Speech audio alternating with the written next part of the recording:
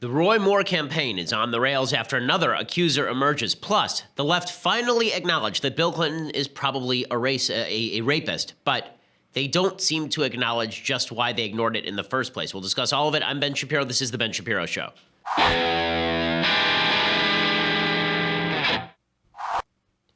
Okay, so the latest news is that Senate Republican contender from Alabama, Roy Moore, was hit with another allegation yesterday, a very credible allegation from a woman who is now 55 years old. She says when she was 16 years old, Roy Moore essentially tried to rape her. We'll talk about that, but we will also talk about this op-ed from the New York Times that truly is astonishing, and I think shows just why the evil people in politics are going to continue to gain credibility and actually gain in the public consciousness as opposed to losing the public consciousness. It's an article from the New York Times that's truly astonishing today.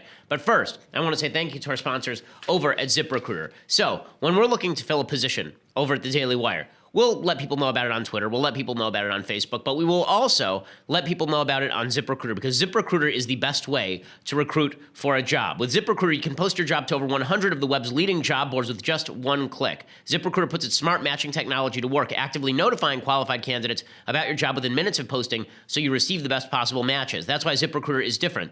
Unlike other hiring sites, ZipRecruiter does not depend on the right candidates finding you. It finds them instead. 80% of employers who post on ZipRecruiter get a quality candidate through the site in just one day. ZipRecruiter is the smartest way to hire. And right now, if you go to ZipRecruiter.com/dailywire, my listeners can post jobs on ZipRecruiter for free. So ZipRecruiter.com/dailywire, pretty special offer. You can post your job on ZipRecruiter.com/dailywire for free. And that way you can get all the qualified candidates coming right through the front door. You don't have to worry about it clogging up your email box. Instead, you have a platform that you can use in order to go through those candidates. It really is fantastic. ZipRecruiter.com/dailywire. Check it out. That also lets them know that we sent you. Okay, so I want to start with this article from the New York Times. I'll get to the allegations against Roy Moore in just a second. But first, I want to give you the background because a lot of people on the left have been wondering, why is it that so many people on the right, are constantly making excuses for bad behavior on their own side? This seemed like a question that was being asked a lot during the last election cycle. I asked it too. I said, we were the party that said the character mattered. We were the party that suggested that the president of the United States should not be involved in sexual misconduct. And now we're nominating Donald Trump. And I thought that was an open, honest question. But the reality is that many people on the right, as I discussed yesterday, are responding directly to the left's embrace of Bill Clinton. The Bill Clinton years broke the country as far as the question as to whether character matters in their politicians. There are always two perspectives on whether character mattered in politicians, going all the way back to the founding. There was the delegate version of representation, and there was the sort of responsibility version of representation. So the delegate version of representation goes like something like this. The character of the person you elect doesn't matter so long as they do what you want. It doesn't matter if they're a good person. It doesn't matter if they're a smart person. So long as they are doing your bidding, you could elect a dog to basically hit a button in the Senate and you'd be just fine.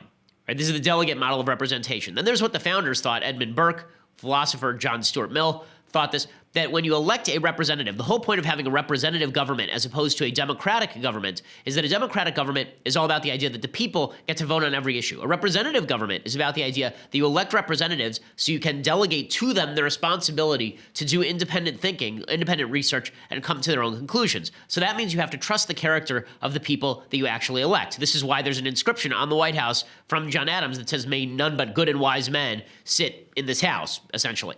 The idea that character was innately bound with good legislation was something the founders really believed and was part of American politics for centuries. That broke down during the Clinton years because during the Clinton years, there had been bad people who were president before. JFK was a bad guy. LBJ was a bad guy. Right? There have been lots of people who were bad guys who were president before. But it had never been part of the public consciousness just how disgusting some of these politicians were. The press did not cover at all the allegations against JFK. Instead, they turned him into a white knight on a shining horse, or a shining knight on a white horse, or whatever the phrase is. And in any case, when Clinton came about and all the allegations started to break about what a disgusting person he was, the left came to his defense. And what the left says is everyone lies about sex. They said that the accusers were a bunch of, they were sluts and nuts. Right? This was legitimately a phrase that was used. They were a little bit nutty and a little bit slutty. This was one of the things that some of the Clinton defenders were saying. People like Nina Burleigh from Time magazine, she was saying that she didn't care about Clinton's sexual peccadillos because she would be willing to offer the president oral sex so long as he kept abortion legal. So this is a very lowbrow way of saying that it's the delegate model of representation. So long as he votes the way I want, it doesn't matter if the guy is a complete scumbag. Well, now that logic has turned in on itself for the Democrats because so many people on the right are basically saying the same thing now. They're basically saying, who cares how Roy Moore votes, right? This is the David Horowitz perspective. Or rather, who cares how Roy Moore acts? Who cares if he tried to rape a 14-year-old girl? Who cares if he sexually assaulted a 16-year-old? None of that matters so long as he votes the right way on abortion. And the left is objecting to this, I think rightly so. So now what is the left doing in response? Well, now the left is trying to rewrite history. They're trying to explain why they defended Bill Clinton, but they think that it's absolutely wrong to defend Roy Moore or Donald Trump when there are allegations against them. And so what they've decided to do as their solution is throw Bill Clinton under the bus, but defend their behavior at the time. So there's a piece by Michelle Goldberg at the New York Times that is astonishing in its unconscious honesty about how the left viewed Bill Clinton. So I want to go through it because I think that this informs. You want to know why we are where we are in politics? It is because of things that happened when I was a child.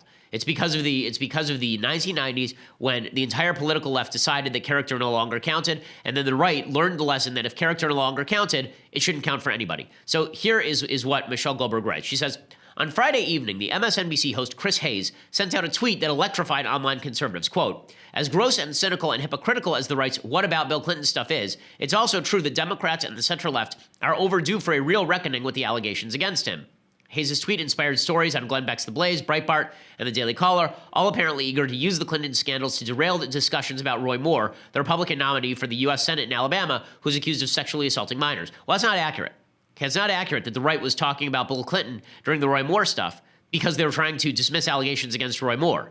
I was one of the first people to say that Roy Moore should step out of the race, and I was mentioning Bill Clinton because I was pointing out the hypocrisy of the left in going after Roy Moore.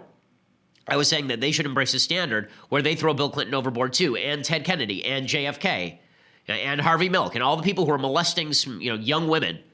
All these people should be thrown overboard by the left if they wish to remain consistent here. The left doesn't want to remain consistent, so they're going to accuse us of hypocrisy, even if I'm not a hypocrite, even if I think that Roy Moore is guilty. In any case, Michelle Goldberg continues, despite the right's evident bad faith, I agree with Hayes. In this hashtag #MeToo moment, when we're reassessing decades of male misbehavior and turning open secrets into exposés, we should look clearly at the credible evidence that Juanita Broaddrick told the truth when she accused Clinton of raping her. Slow clap for coming to the correct conclusion 25 years after the fact. Slow clap for that. Juanita Broaddrick came out with her allegations in 1992. And she alleged that Bill Clinton took her into a room and forced himself on her and physically raped her. And that there was a dinner afterward that she attended where Hillary Clinton came up to her, patted her on the hand, and she said, thank you for all you do, meaning keep your mouth shut. The left, for 2 decades, has been ignoring Juanita Broaddrick and pretending that Juanita Broaddrick didn't exist. During the last election cycle, when the Trump campaign brought up Juanita Broaddrick, the media quashed interviews with Juanita Broaddrick. They said, this is old news. Why would we cover this? And only now, when the election's over and when they're trying to look to weaponize all sexual allegations against the right, do they finally admit that this stuff happened against Bill Clinton. Michelle Goldberg continues, revisiting the Clinton scandals in light of today's politics is complicated as well as painful. It isn't complicated. Condemn rapists. Condemn sexual assaulters. I have my entire career. She says, Democrats are guilty of apologizing for Clinton when they shouldn't have. At the same time, and here's where you start getting the excuses. Here's where you get the, yeah, sure, we crapped all over Juanita Broaddrick and Paula Jones and Kathleen Willey and Monica Lewinsky. Sure, we dumped heaps of garbage on them and destroyed their lives. Sure, we did all the things, but you know why we did that? We did that because of the right. Because the right was politicized. That's why we did it.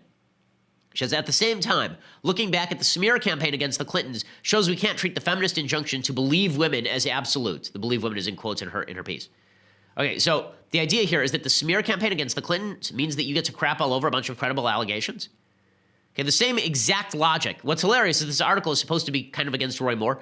The exact same logic could be used for Roy Moore, right? The people who are defending Roy Moore today say that this is a smear campaign launched by the Washington Post and the left-wing media 30 days before an election in order to get Roy Moore. That's what they are alleging. So by her logic, the right should look at Roy Moore and say, well, maybe these accusers are full of it. I mean, after all, this is a smear campaign from the left. Obviously, they're trying to win the Senate seat. It's amazing. Amazing. Even at the same time, they're throwing Bill Clinton under the bus. And now they can throw Bill Clinton under the bus in complete safety. Hillary Clinton has lost the presidency. Bill Clinton is not the first lady. They can take his desiccated political corpse and throw it out the window of the train. No problem whatsoever. But even when they do that, they have to blame the right for it. They have to suggest that because the right was trying to smear Clinton, that meant that these women should not be believed. It's an incredible statement and demonstrates full scale the immorality of the left on these particular issues. Really amazing stuff. Writing at crooked.com, Brian Butler warns that in future elections, right-wing propaganda will exploit the progressive commitment to always taking sexual abuse charges seriously. It's easy to imagine an outlet like Breitbart leveraging the Believe Women rallying cry to force mainstream media coverage of dubious accusations. Wait a second. It's easy to imagine Breitbart doing that? It's easy to imagine Breitbart doing that? Okay, this is what the entire right is accusing, or the entire right accused the media of doing with Donald Trump and Herman Cain and Clarence Thomas and a bunch of other Republican figures. And now it's the right-wing media that's going to militarize this? The Clinton years, this piece continues, in which epistemological warfare emerged as a key part of the Republican political arsenal, shows us why we should be wary of allegations that bubble up from the right-wing press. So she starts off by saying, I believe Juanita Broaddrick, and then she just spends 8 paragraphs explaining why she shouldn't have believed Juanita Broaddrick. She says, at the time, the reactionary billionaire Richard Mellon Scaife was bankrolling the Arkansas Project, which David Brock, the former right-wing journalist who played a major role in it, described as the multi-million-dollar dirty tricks operation under the Clintons. Yeah, quote David Brock, the head of Media Matters, and now a multi-million-dollar dirty tricks operation against Republicans. It says various figures in conservative media accused Bill Clinton of murder, drug running, and using state troopers as pimps. Brock alleges that right-wing figures funneled money to some of Clinton's accusers. Okay, does that mean that you can't believe the accusers? Because what she seems to be saying is you shouldn't believe them. So do you believe them or do you not believe them? Here's what she concludes. In this environment, it would have been absurd to take accusations of assault and harassment made against Clinton at face value. Really? Would it have been absurd to take Juanita Broaddrick at face value? Would it have been absurd to take Paula Jones at face value or Kathleen Willey at face value when they made credible allegations of rape and sexual assault? Was that really that absurd? Because, no, it wasn't. No, it was not. Right? She says that Willey accused not only Bill Clinton of groping her and rubbing his erect penis on her and pushing her hand to his crotch, but accused the Clintons of having her husband and then her cat killed. Must we believe that too? The answer is no, you don't have to believe that allegation, but you have to disprove the other one. Right? You have to at least, I thought that the idea behind Me Too is that we have to at least take seriously the other allegation. And she dismisses the Paula Jones stuff. Even though Bill Clinton settled for hundreds of thousands of dollars out of court, she says that Paula Jones's claim must have been nonsense as well. And then she finishes this way. This is amazing. She says, of the Clinton accusers, the one who haunts me is Broaddrick. The story she tells about Clinton recalls those we've heard about Weinstein. She claimed they had plans to meet up in a hotel coffee shop, but at the last minute he asked to come up to her hotel room instead, where he raped her. 5 witnesses says she confided in them about the assault right after it happened. It's true she denied the rape in an affidavit to Paula Jones's lawyers before changing her story when talking to federal investigators. But her explanation that she didn't want to go public but couldn't lie to the FBI makes sense. Put simply, I believe her. So buried in this article about believing Juanita Broaddrick is the fact that she thinks Bill Clinton's a rapist. But most of the article is why it was okay not to believe Bill Clinton was a rapist when the allegations were made. Why? Because that would have helped the right. And she concludes this way. She says, it's fair to conclude that because of Broaddrick's allegations, Bill Clinton no longer has a place in decent society. Okay, if you think that, didn't he no longer have a place in decent society 25 years ago when he was running for president? Seems to me rapists didn't have a place in decent society in 1992, the same way they don't in 2017. Because we should remember, it's not simply partisan tribalism that led liberals to doubt her. Discerning what might be true in a blizzard of lies isn't easy, and the people who spread those lies don't get to claim the moral high ground. We should err on the side of believing women, but sometimes that belief will be used against us. Well, then you're not erring on the side of believing women, are you? I love that line. We should remember it's not simply partisan tribalism that led liberals to doubt her. It was simply partisan tribalism that led people to doubt Juanita Broaddrick. That's what the entire thing was about. There is no question that that is what the entire thing was about. And now they're accusing the right of the same thing with some degree of truth. With some degree of truth. But this started on the left, and then it infected the right. That doesn't mean the infection on the right is okay. It isn't. It's disgusting. Okay, just because the left had political herpes, and now the right has acquired political herpes, does not make political herpes good. But to pretend that this is something that's unique on the right, or that the left now has the capacity to say their herpes have been cured at the same time they're defending their acquisition of herpes to begin with is disgusting. Okay, before I go any further, and we're going to talk about Roy Moore and what's happening with Roy Moore, who clearly needs to step down from this race.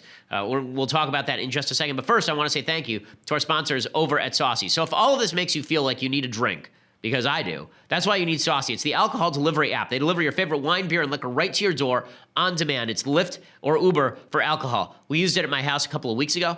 We got some of the alcoholic apple cider, which was delicious, and we also got some Irish cream, and we got some whiskey, and we really went all out It was that kind of week. But in any case, Saucy is a fantastic app. They bring you to your door, like right to your door within half an hour. It was really quick. It was very fast.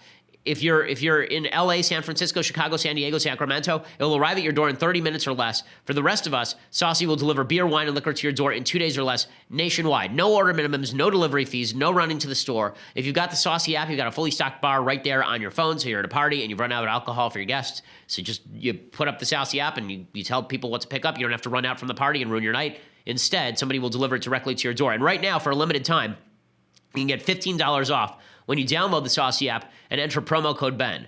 That's, again, $15 off when you download the Saucy app and enter promo code Ben, SAUCEY. Enter promo code Ben for $15 off. Get that Saucy app today. Promo code Ben gives you $15 off your purchase. Plus, it lets them know that we sent you. So download the app and use that promo code Ben. Okay, so all of this leads up to the latest allegations about Roy Moore. And the left is just in stitches over this. The left is chortling over the wonder and glory of the Roy Moore allegations.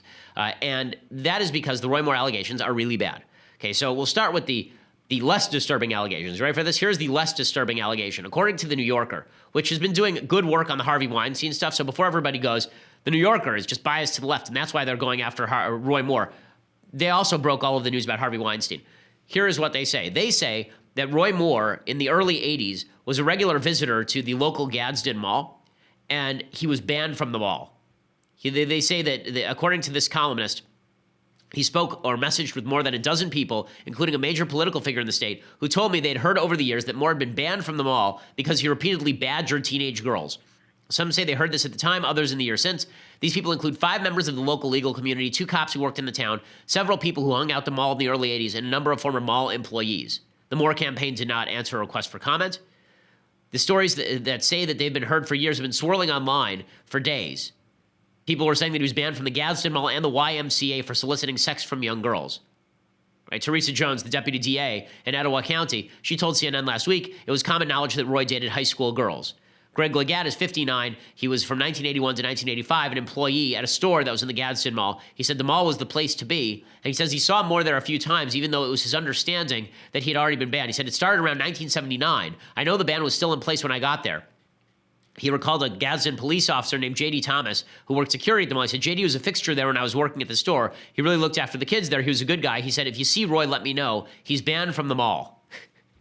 Okay, people being banned from the mall because they're trolling for teenage girls, that is not a good sign. And then it gets worse. So yesterday, there was a lot of talk during our show. I told you about how Gloria Allred was going to be holding a press conference with an accuser. And I suggested that Gloria Allred's presence was an indicator that there may be a problem with the story because Gloria Allred is a publicity hound. Then came the press conference. And the press conference was devastating. The press conference was devastating. So here is the press conference itself. The woman in this story is a woman named Beverly Young Nelson. She was 16 years old when the alleged attempted near rape took place. And here she is describing what exactly happened to her and then District Attorney Roy Moore. Instead of answering my questions, Mr. Moore reached over and began groping me and putting his hands on my breast.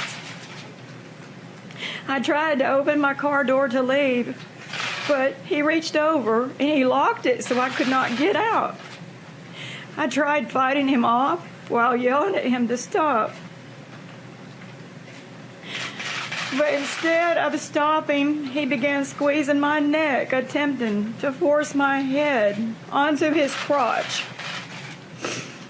I continued to struggle. I was determined that I was not going to allow him to force me to have sex with him. I was terrified. She was 16 years old at the time, and something that people should know is that she, like the first woman who accused Roy Moore of sexually molesting her when she was 14 years old, she's a Trump supporter as well. Like everyone in Alabama is a Trump supporter, so that shouldn't come as any surprise to anybody. So these allegations are very credible. She also said that she knew Roy Moore, and she had proof that she knew Roy Moore. She said that she worked at a restaurant until 10 p.m. at night, and basically it was 10 p.m. She got off shift. Her boyfriend couldn't pick her up, so Roy Moore offered to give her a ride home, brought her in a car around the back of the restaurant, and then attempted to force himself on her. She says that Roy Moore had frequented this restaurant a lot, and she said that he actually asked to sign her yearbook. That there came a point where she had gotten her yearbook, and Roy Moore specifically asked, "Can I sign your yearbook?" And she said yes. And yesterday she actually pulled out the yearbook. And Roy Moore's signature appears in that yearbook. It looks just like his signature from today, unless she went ahead and forged this for no apparent reason.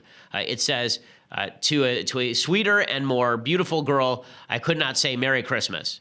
So making Christmas great again, Roy Moore. And this is Christmas 1977, love Roy Moore, DA. So he actually signed it with his position, and then he signs it with the date, right, 12/22/77, and then it said Old Hickory House, right? So he even signed the location. Roy Moore's response to all of this was to suggest that all of this was basically, all this was nonsense, that he didn't know her. There's a picture of her, by the way, you can see there on the bottom. You can see the picture of her from her high school yearbook. She was apparently she competed in beauty pageants and contests and such, and Moore used to come in and flirt with her, she says. Roy Moore responds to all of this, and here's Roy Moore's response. I want to make it perfectly clear. The people of Alabama know me. They know my character. They know what I've stood for in the political world for over 40 years. And I can tell you without hesitation, this is absolutely false. I never did what she said I did. I don't even know the woman. I don't know anything about her. I don't even know where the restaurant is or was. And if you look at this situation, you'll see that because I'm 11 points ahead, or 10 or 11 points ahead, this race being just 28 days off, that this is a political maneuver. Okay, so he's going to blame it on a political maneuver in exactly the same way that Michelle Goldberg tries to blame not believing the accusers, Juanita Broderick, on political maneuvering. So you can see the exact mirror logic of the Clinton years is now being used by Roy Moore. And one of the things that's really, very difficult about this entire situation is that everyone, because they're looking through at these allegations through the political lens, and it's impossible not to look at it through the political lens, they're now turning this into a battle between the establishment and the non-establishment. There's a report out today. The only major Republican who is not disassociated from Moore in the aftermath of those very credible allegations that were made by this woman yesterday, literally the only Republican who has not yet disassociated is Donald Trump himself. Trump is supposed to come back into town, I believe, today, and we'll see what he has to say. Apparently, according to Politico and sources around the president, he's actually tempted to support Moore in spite of all of this, which would not be surprising given what we know of President Trump's proclivities in terms of bucking the so-called establishment. Turning this into an establishment versus anti-establishment fight versus a don't support people who against whom there are credible allegations of child molestation, that seems to me a wrong moral move, a very, very bad moral move. But again, it goes to the idea that everyone who doesn't support Roy Moore is basically a cuck establishmentarian who is willing to back down from the Clintons, and everybody who's willing to fight is willing to stand with Roy Moore because the left is just so evil and just so bad. You're a wimp if you don't stand with Roy Moore. So you can see this from Moore's coordinator in Alabama calling all of the Republicans lightweights who are saying that he should step down. You're telling the voters of Alabama, if you choose your senator, that we are going to try to nullify your vote. Therefore, you don't have constitutional right to vote in Alabama because we are going to work our best to nullify your vote if you vote for Roy Moore. That's the message I get from that. I don't know how you perceive that, but to say if the voters of Alabama vote for Roy Moore, you're all wrong, and I know more than you do. Us Republican senators know more than you do, and we're going to nullify your vote through some kind of mechanism in the rules of the Senate. That's what we have from Senator Cory Gardner. That's kind of a breach of the Constitution that I don't think folks in Alabama will rest well with.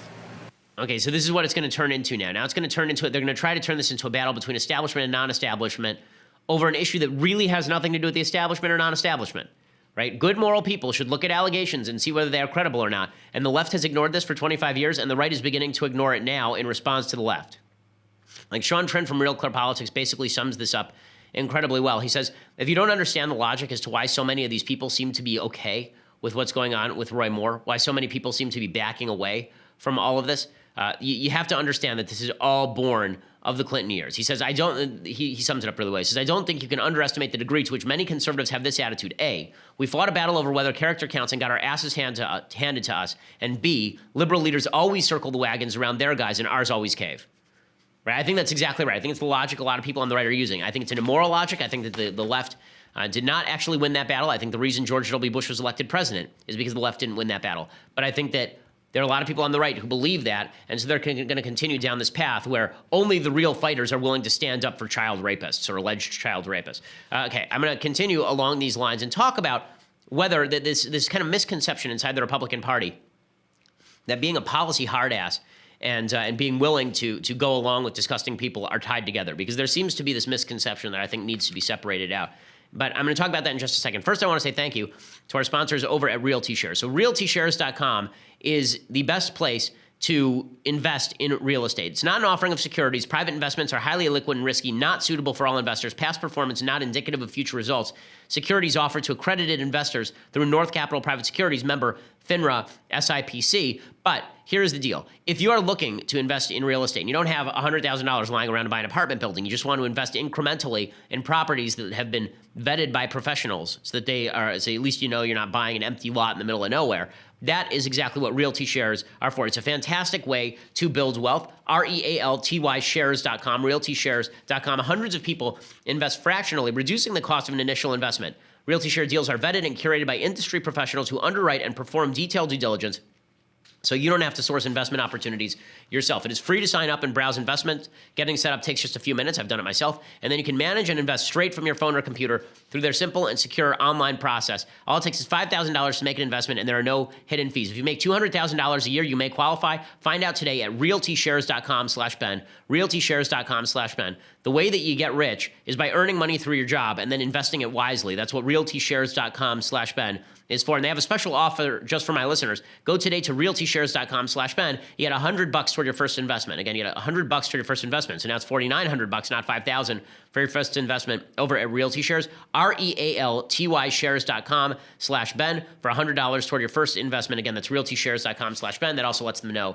that we sent you, which we always appreciate. Okay, so another Moore defender was doing the same thing yesterday, basically suggesting that it's okay if Roy Moore has these accusations because, hey, I think that Obama did cocaine, and people don't think Obama did cocaine. I mean, this seriously happened on television last night. This is Brandon Mosley. He writes for a site called Alabama Political Reporter, and he said he believes Roy Moore.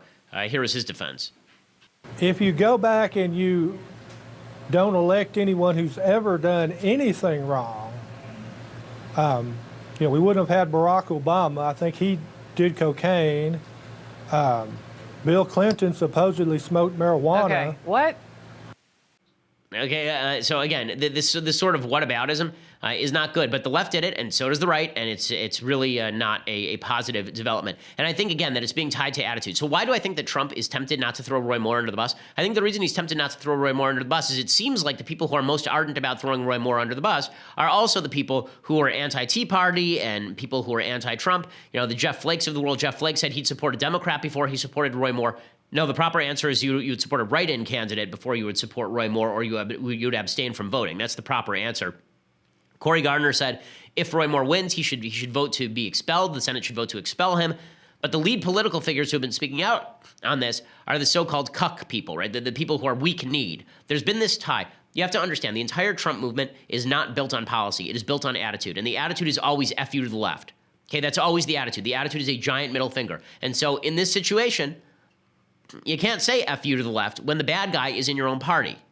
If you believe the allegations against Roy Moore, there's no F you to the left here. There's just F you to Roy Moore, right? Because you don't like people who allegedly credibly molest 16 and 14-year-olds, right? That doesn't seem like an F you to the left as much as immorality is bad, even when the left benefits or could benefit. I mean, the fact is the left is benefiting right now. He's not running 11 points up in Alabama. He's running dead even. The Cook Political Report just moved Alabama, a Senate race in which no senator has been elected a Democrat from Alabama since, I believe, 1994. It's been a long time.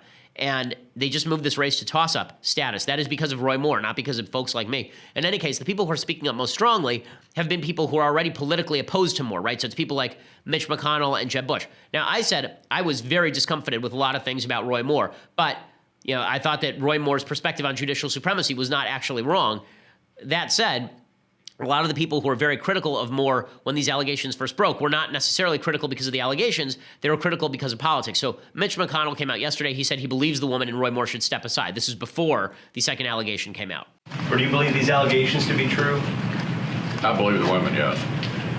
And then Jeb Bush came forward and he said the same thing. He said that Moore should step aside for decency. We saw the comments from Senator Mitch McConnell about Roy Moore saying he needs to step aside. Would you agree with that?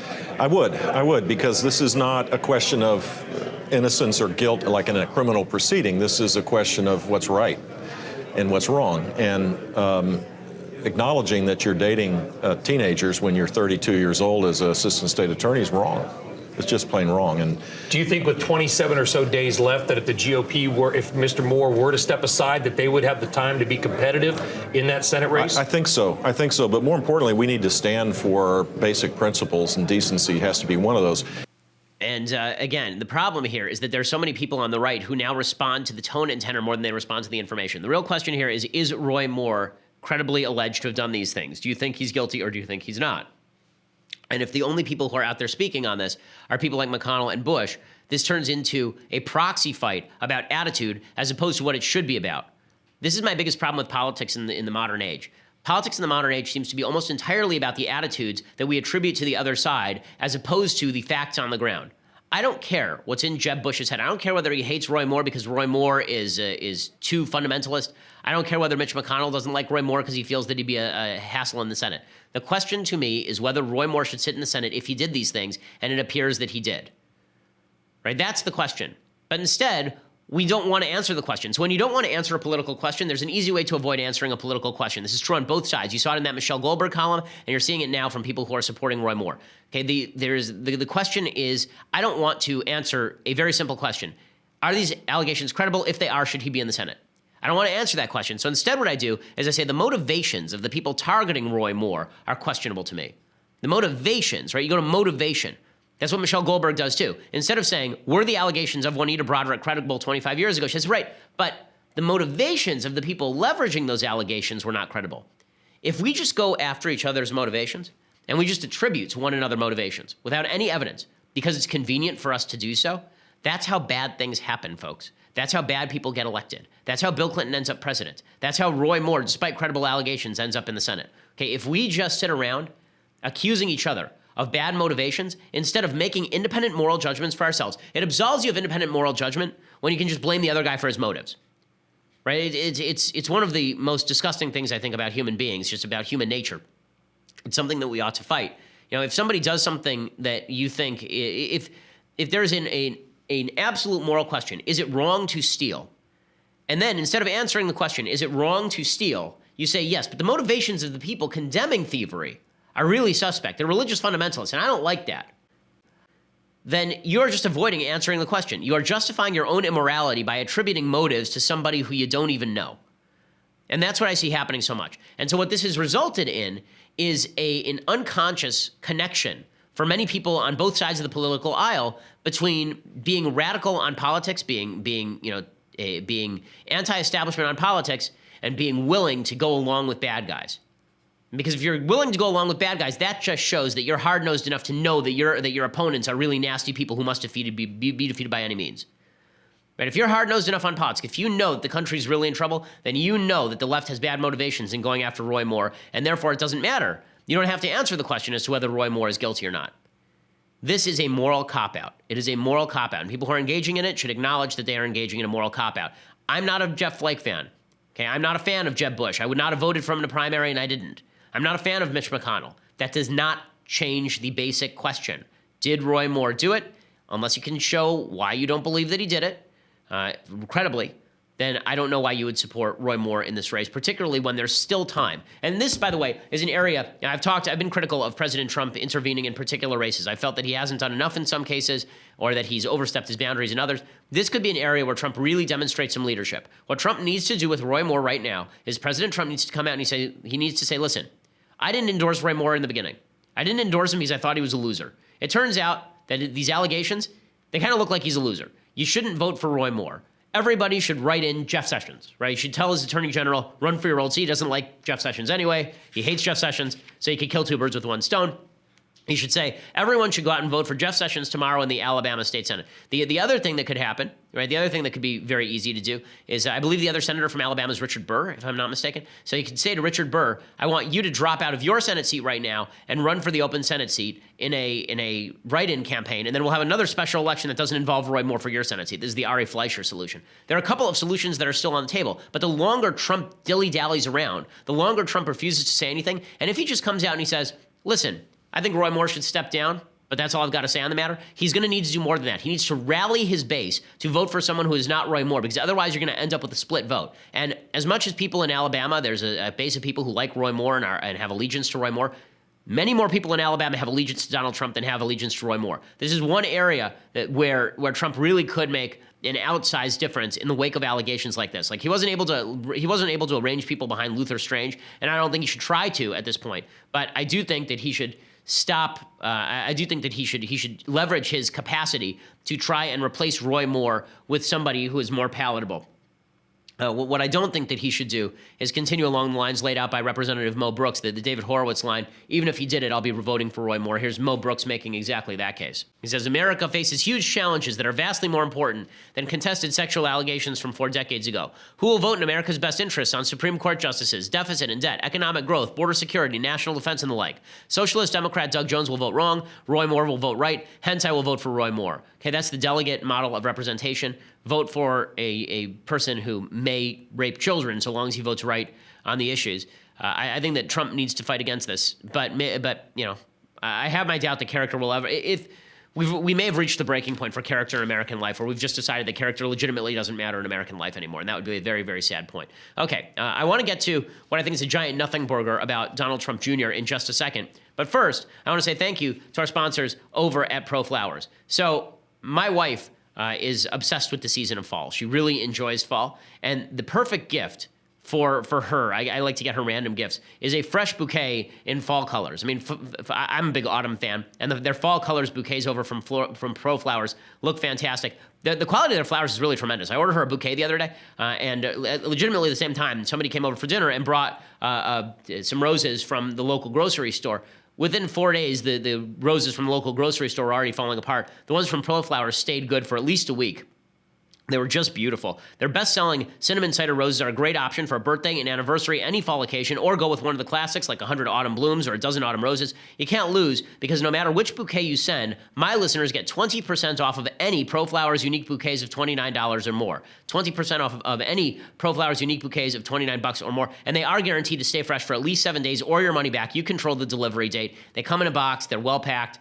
And they give you instructions on how to keep the flowers fresh. They really are gorgeous. Get 20% off all bouquets of $29 or more. Go to proflowers.com. Use promo code BENSHOW at checkout. That's promo code BENSHOW at checkout. And you get 20% off of their unique bouquets of $29 or more. Again, that's proflowers.com. And use that code BENSHOW at checkout. Okay, so meanwhile, the media are completely off the rails about this new report that suggests that Donald Trump Jr. was messaging with WikiLeaks. I don't think there's a lot here. I really don't think that there's very much here at all. You can see that CNN was going nuts over this. They were suggesting that this just demonstrates that active collusion took place. No, and I will explain in just a moment. According to new reporting in The Atlantic magazine, 3 full weeks before running mate Mike Pence denied the campaign was, quote, in cahoots with WikiLeaks, Donald Trump Jr. was absolutely in touch with, you guessed it, WikiLeaks. WikiLeaks, you'll recall, was the organization the U.S. intelligence community believes was chosen by the Kremlin to spread hacked information damaging to Hillary Clinton and the Democrats. What is so fascinating is how the communications in the form of Twitter direct messages mesh with certain points on the campaign timeline that we already know quite well. For instance, October 2nd, Trump friend and former advisor Roger Stone tweets that damaging material is coming from WikiLeaks. The next day, October 3rd, Trump Jr. messages them, asks them what's coming. On the 5th, Stone says there is a payload coming from WikiLeaks. On the 7th, the U.S. intelligence community says it believes Russia was behind the DNC hacks, and WikiLeaks begins releasing the hacked DNC Podesta emails. A month later, the 12th of October, WikiLeaks messages Trump Jr. asking him to link to one of their items. 2 days later, he tweets it out. And on that same day, the 14th, Mike Pence denies any collusion with WikiLeaks. It is, to say, at the least, fascinating. Okay, so this idea that there was some sort of deep-seated collusion going on, unfortunately, the record sort of belies this. So according to The Atlantic, according to a source familiar with the congressional investigations into Russian interference with the 2016 campaign, who requested anonymity because the investigation is ongoing, on the same day that Trump Jr. received the first message from WikiLeaks, he emailed other senior officers with the Trump campaign, including Bannon, Conway, Brad Parscale, and Trump's son-in-law Jared Kushner, telling them WikiLeaks had made contact. Kushner then forwarded the email to campaign communications staffer Hope Hicks. At no point during the 10-month correspondence does Trump Jr. rebuff WikiLeaks. Okay, does this show deep-seated collusion? Does this show deep-seated collusion? I will explain why not in just a moment. But first, you're going to have to go over to dailywire.com and subscribe. For $9.99 a month, you can subscribe to dailywire.com. You get the rest of my show live on video. You get the rest of Michael Knowles' show live on video. You get the rest of Andrew Klavan's show live on video. You get to be part of my mailbag. When we have conversations, you get to be part of the mailbag for that too. So you get to ask us questions that make your life better. Plus, if you get the $99 a year annual subscription, you get this, the very greatest in all leftist tears, hot or cold tumblers. They are just fantastic. They are the greatest thing that you have ever seen in the history of humanity. I was at UCLA last night, actually, and a bunch of people said that they had bought the mug because they had subscribed. Thank you for subscribing. And they are enjoying it in outsized fashion. Now, by the way, our next conversation is happening today at 5 p.m. Eastern, 2 p.m. Pacific, featuring the incomparable Michael Knowles. Michael's conversation will stream live on the Daily Wire website, Facebook page, and YouTube channel. It's free for everyone to watch. Only subscribers can ask questions. Subscribe today and ask Michael questions and join the conversation. First question you should ask him: why is it okay for you to make hundreds of thousands of dollars off a blank book on which the only recommendation is Ben Shapiro's and Shapiro made no money off of it? That should be number one question. I will subscribe to Daily Wire just to ask Michael Knowles that question. Also, if you just want to listen to the rest of the show later, go over to iTunes or SoundCloud or YouTube, subscribe. Leave us a review. We always appreciate it. We are the largest, fastest growing conservative podcast on planet Earth.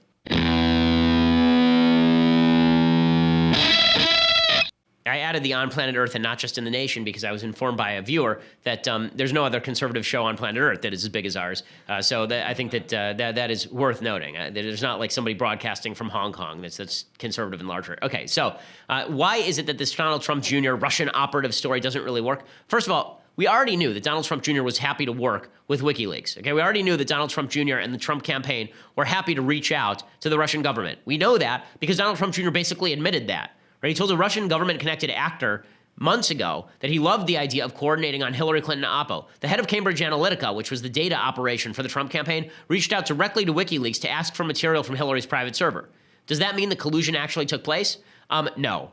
Okay, so here is the actual correspondence. On September 21st, 2016, WikiLeaks let Trump Jr. know it had guessed the password to an anti-Trump website. Trump Jr. forwarded that info to campaign officials. That was the end of it. On October 3rd, 2016, WikiLeaks asked Trump Jr. to retweet something. Trump Jr. already had retweeted it. On October 14th, 2016, Trump Jr. tweeted out a link from WikiLeaks that they had sent him via direct message. He probably would have anyway. The rest of the correspondence is WikiLeaks asking for stuff from Trump and Trump refusing to even respond. They asked for Trump's tax returns, and Trump Jr. did not even respond to that. Is this earth-shattering stuff? Does this demonstrate full-scale collusion that tipped the election to Hillary Clinton? No, of course not. That's not what it demonstrates at all. It demonstrates, again, willingness, but we know about the willingness, so nothing has actually changed here. Right? Nothing has actually changed in any serious way.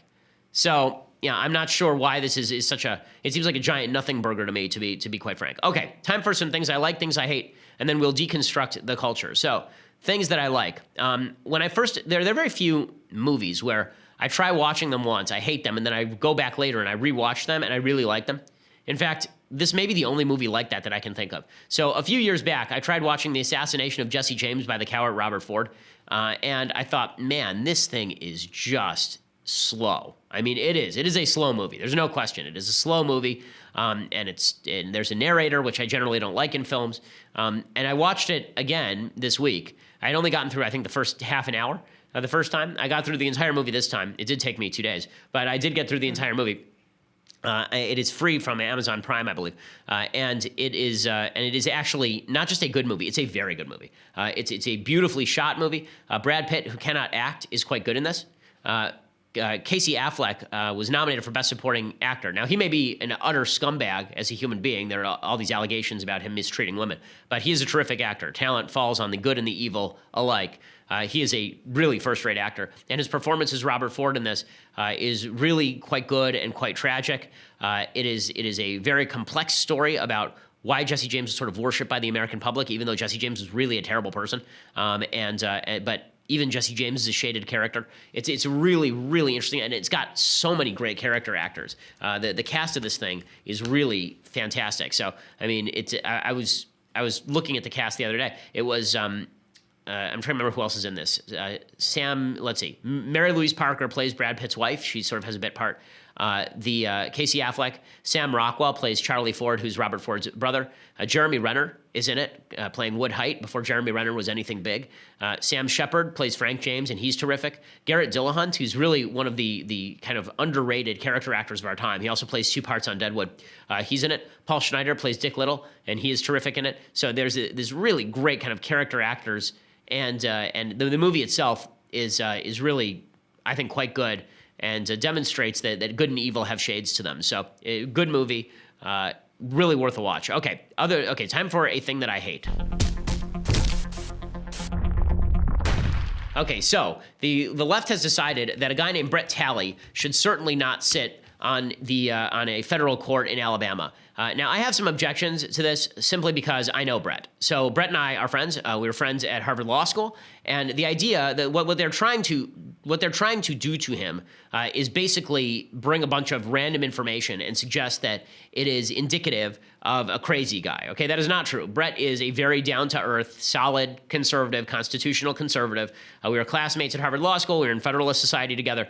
Here is his record. Okay, so they're saying he's never actually tried a case. He's never tried a case. Okay, first of all, transactional lawyers don't always try cases, right? There are many transactional lawyers who are judges and never tried a case. That's number one. Number two, clerking for judges is a credential for becoming a judge. You don't have to be a trial lawyer in order for you to sit on a court. So that's a stupid criticism. Early in his career, he was an associate at Gibson, Dunn & Crutcher, which is one of the top law firms in the country. He was a law clerk to Joel Dabina on the U.S. Court of Appeals for the 11th Circuit. He was a law clerk to Judge Scott Kugler of the Northern District of Alabama. He works for the DOJ. He went to Harvard Law School. He was the articles editor for the Harvard Journal of Law and Public Policy, which is sort of the conservative journal over there. He was a speechwriter for Rob Portman and a senior writer for Mitt Romney's presidential campaign. And he's published, well, what the left is now jumping on is they're saying, well, he was a member of a true ghost hunting committee. He writes ghost stories. Like, he's been nominated for the Bram Stoker Award. And he writes horror novels, which is actually kind of cool. But I guess we're supposed to crap all over him because he's an interesting guy. Now they're suggesting that he's not qualified because he has never tried a case. And the ABA, of course, rated him not qualified to be on the federal judiciary. They have also rated a bunch of conservative people not qualified. He quote unquote, displayed a degree of partisanship unusual for a judicial nominee on his blog. He denounced Hillary Clinton as Hillary Rotten Clinton. So I guess that if you oppose Hillary Clinton and think that she's rotten, you're no longer qualified to sit on a federal court. Instead, you have to pretend that she's wonderful. And he expressed support for the NRA. Oh, no. Oh, no. No other judges have ever supported the NRA, I am sure. Just asinine. The idea that you can't have political opinions and sit on a federal court has always been an issue for me, because it only applies to one side of the political aisle. Ruth Bader Ginsburg can work for now for years, and that's totally fine. She can give speeches on a routine basis excoriating the right and excoriating Trump, and that's cool. But Brett Talley, he commented on a blog about politics. That means that he can't be a judge. They're also saying, how dare he fail to disclose that he was married to Ann Donaldson, who's the chief of staff to the White House counsel, Don McGahn, saying that is a conflict of interest.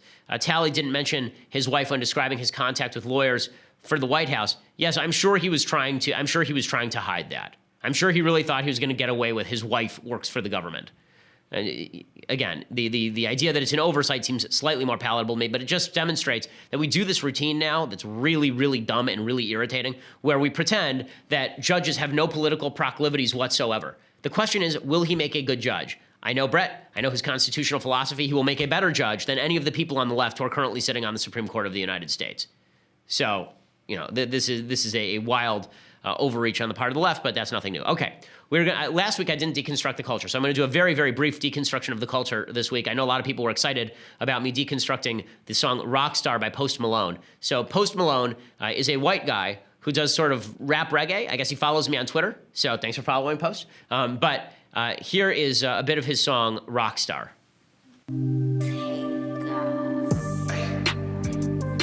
I've been popping, man, I feel just like a rock star.